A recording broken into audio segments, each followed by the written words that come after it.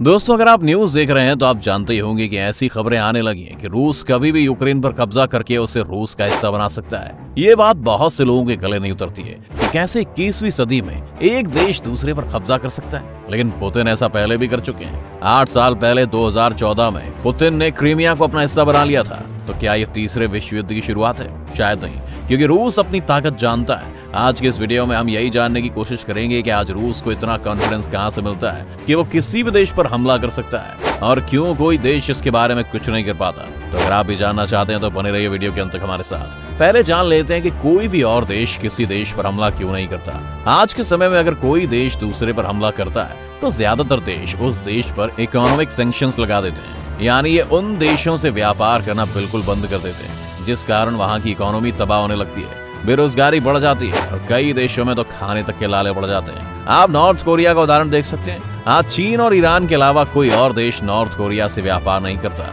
और वहाँ की इकोनॉमी की इतनी बुरी हालत है कि हमेशा से अपने मन की करने वाले किम जोंग उन ने भी 2020 में अमेरिका की तरफ दोस्ती का हाथ बढ़ाया था ताकि उनके रिश्ते अच्छे हो सके और नॉर्थ कोरिया इस संकट से निकल पाए। तो अब सवाल आता है कि रूस को ये डर क्यों नहीं है। इसकी एक बड़ी वजह यह है कि रूस ज्यादातर अपने यहाँ इंपोर्ट पर निर्भर नहीं करता है। रूस का एग्रीकल्चर सेक्टर बहुत ज्यादा ताकतवर है, जिस कारण वहाँ पर कभी भी अनाज की कमी नहीं होती है। एग्रीकल्चर सेक्टर के अलावा रूस के पास अपनी जरूरतें पूरी करने के लिए एक आत्मनिर्भर मैन्युफैक्चरिंग सेक्टर भी है। रूस टेक्नोलॉजी के मामले में भी पीछे नहीं है और रूस का IT सेक्टर भी बहुत ज्यादा विकसित है। रूस के पास अपनी रक्षा करने के लिए मॉडर्न हथियारों से लेकर टॉप क्लास एयरक्राफ्ट भी है और रूस के पास ही दुनिया की सबसे खतरनाक न्यूक्लियर मिसाइल जार बॉम्बर भी है, जिसका मतलब है कि अगर सभी देश रूस से व्यापार करना छोड़ दें तो ना रूस भूखा मरेगा और ना ही उसके पास किसी भी चीज की कोई कमी होगी।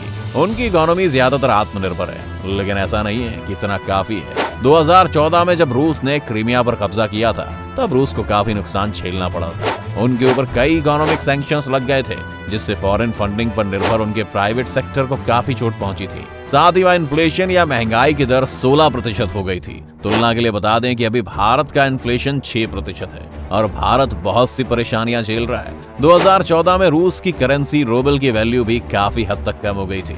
बेरोजगारी का रेट सबसे ज्यादा था और लोग सड़कों पर आ गए थे। अब सवाल ये है कि अगर पिछली बार ऐसा हुआ था तो रूस को इतना कॉन्फिडेंस क्यों है कि इस बार ऐसा नहीं होगा। इसके कई कारण हैं, जिसमें से पहला कारण ये है कि रूस इस वक्त दुनिया की 11वीं सबसे बड़ी इकोनॉमी है और उनके पास फॉरेन रिजर्व्स का 5वां सबसे बड़ा स्टॉक पाइल है।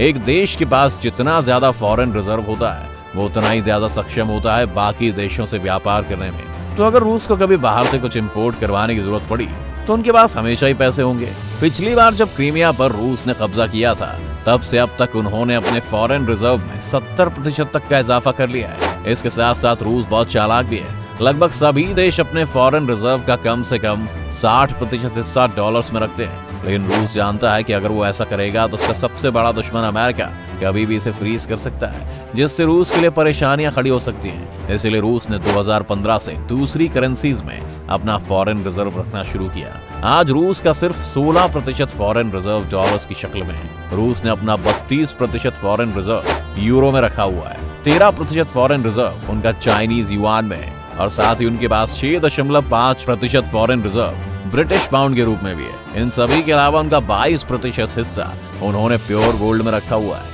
ताकि किसी भी प्रकार की आपदा में उनके पास हमेशा सोना बेचने का ऑप्शन तो रहे ही। ये सिर्फ एक कारण है कि रूस इतना कॉन्फिडेंस है। इसके अलावा और भी कई कारण हैं। अगर आप इस खेल को समझे तो जानेंगे कि अगर रूस पर इकोनॉमिक सैंक्शंस लगाते हैं तो अकेले अमेरिका कुछ भी नहीं कर सकता, उसे यूरोप के देशों से मदद लेनी होगी। लेकिन रूस के पास कुछ ऐसा है जो यूरोप को चाहिए, वो है गैस। गैस से ही यूरोप में इतनी बिजली बनती है और रूस के पास होने के कारण उनके पास ये गैस बहुत ही सस्ते दाम पर अवेलेबल होती है। इस वक्त यूरोप में दिन प्रतिदिन बिजली के दाम बढ़ रहे हैं और ऐसे में अगर यूरोप रूस से गैस लेना छोड़ देगा तो इससे यूरोप का ज्यादा नुकसान है। जब क्रीमिया पर कब्जा किया गया तब यूरोप की 37% गैस रूस से आती थी। आज वहां 47 से 48% गैस रूस से आती है। रूस ने ही 2011 में नॉर्थ स्ट्रीम नाम की एक पाइपलाइन बिछाई थी जो रूस से जर्मनी तक गैस लेकर जाती थी। इसके बाद 2013 में उन्होंने नॉर्थ स्ट्रीम 2 भी बनानी चालू कर दी, जिसकी लागत 1100 करोड़ डॉलर से भी ज्यादा है और यह अनुमान है कि हर साल इन दोनों पाइपलाइन से 11,000 crore cubic metre gas transfer की जाएगी। ऐसे में रूस से व्यापार बंद करने का मतलब है यूरोप और खासकर जर्मनी के लिए एक बड़ा वित्तीय संकट। यूरोप के व्यापार से जुड़े फैसले यूरोपियन यूनियन लेता है, जो यूरोप के ज्यादातर देशों का एक समूह है, और जर्मनी इस वक्त यूरोपियन यूनियन का सबसे ताकतवर मेंबर है। और ऐसा बिल्कुल भी नहीं लगता है कि जर्मनी रूस से दुश्मनी करेगा, वो भी यूक्रेन जैसे देश के लिए। वैसे हाल की क्लाइमेट चेंज कॉन्फ्रेंसेस में कई यूरोपियन देशों ने कहा है कि वो गैस के बजाय रिन्यूएबल सोर्सेज जैसे सोलर पावर से बिजली बनाने का लक्ष्य लेकर चल रहे हैं। तो क्या यूरोप के पास ये पावर नहीं है कि वो रूस की गैस को मना कर दें? इसका भी जवाब ना है, क्योंकि इनमें से ज्यादातर देशों ने 2050 तक ऐसा करने की बात कही है। और अगर यूरोप के सभी देश कल रूस से गैस लेना बंद भी कर दें, तो अभी रूस के पास चीन का साथ है, क्योंकि चीन अभी भी कोयले से अपनी बिजली बना रहा है और वो गैस में शिफ्ट करना चाहता है। जिसका मतलब है कि अगर यूरोप रूस से गैस नहीं लेता है, तो उनके पास चीन के रूप में कस्टमर पहले से ही तैयार है। तो अगर अमेरिका चाहता है कि वो रूस को रोके, तो उन्हें न सिर्फ रूस के बल्कि यूरोपियन यूनियन और चीन के खिलाफ भी जाना पड़ेगा, जिसकी संभावनाएं बहुत कम है दोस्तों। लेकिन अगर हम मान भी लें कि अमेरिका ऐसा करने में भी कामयाब हो गया और रूस एक ऐसा देश बन गया जिससे कोई पश्चिमी देश व्यापार नहीं करेगा, तो क्या तब रूस को रोका जा सकता है? जवाब फिर से ना ही है, क्योंकि शायद आप नहीं जानते होंगे कि 1991 तक रूस ना होकर सोवियत यूनियन था, जिसमें आज के उज्बेकिस्तान, तजाकिस्तान जैसे देश भी शामिल थे। ये एक कम्युनिस्ट देश था, जिस वजह से इससे ज्यादातर पश्चिमी देश व्यापार नहीं करते थे, लेकिन इसके बावजूद भी वो खुद में इतना आत्मनिर्भर था कि उन्हें किसी की जरूरत नहीं थी। हमें ये नहीं भूलना चाहिए कि सोवियत यूनियन को टूटे अभी सिर्फ 30 साल ही हुए हैं, और रूस अच्छी तरह से जानता है कि ऐसी सिचुएशन में क्या करना है। इसलिए रूस को इस तरह से रोकना भी बहुत मुश्किल है। अगर तीसरा विश्व युद्ध नहीं हुआ, तो हम मानते हैं कि रूस यूक्रेन पर भी कब्जा कर लेगा और पूरी दुनिया देखती रह जाएगी। इस बारे में आपका क्या मानना है? हमें कमेंट बॉक्स में जरूर लिखें। अगर आपको वीडियो पसंद आया हो, वीडियो को लाइक करें और जाते जाते चैनल को सब्सक्राइब करना भी ना भूलें।